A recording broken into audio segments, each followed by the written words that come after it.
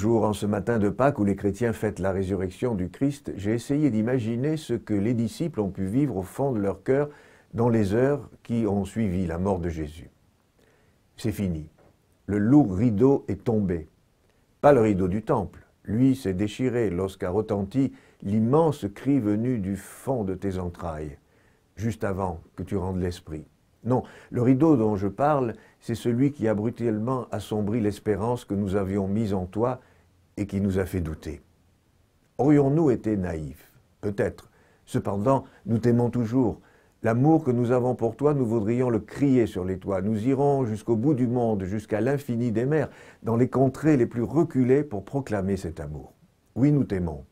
Quel bonheur de pouvoir dire « je t'aime » à quelqu'un qui seul peut comprendre le sens de ces mots parce qu'il en est la source. Tu es venu au-devant de nous, comment pouvons-nous ne pas aller à ta rencontre? Comment résister à un amour si généreusement offert? Tu nous as tendu la main et nous nous en sommes emparés. Tu nous as ouvert ton cœur et nous nous y sommes engouffrés. Et dans notre détresse, nous conjuguions notre vie au passé et tu nous as donné un avenir, le tien. Tu nous as fait découvrir que l'essentiel n'est pas de vivre, mais de savoir pour qui on vit. Avec toi, nous étions parvenus à reconstituer le puzzle de notre vie et le voilà sans toi à nouveau morcelé. Nous mendions quelques miettes de ta tendresse et tu nous as comblés d'amour. Dans l'épaisse nuit de notre désespoir, ton absence nous obsède. Ta voix à chaque instant résonne en nous. Nous ne cessons de nous redire encore et encore les paroles qui nous remplirent de tant d'espérance.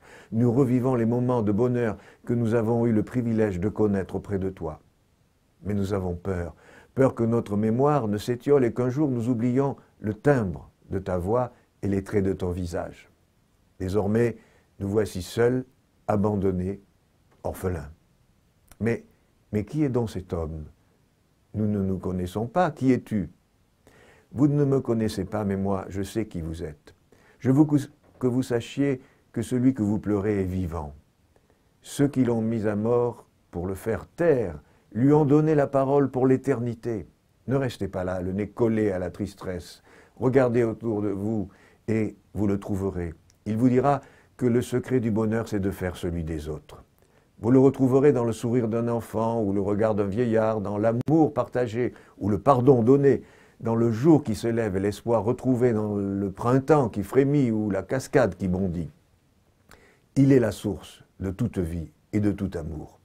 Je le vois dans vos yeux qui pétillent de lui, je le vois dans vos sourires qui a chassé la tristesse. C'est lui, c'est Jésus-Christ. Il met sur vos lèvres ces mots qu'il invente et qu'il vous invite à chanter.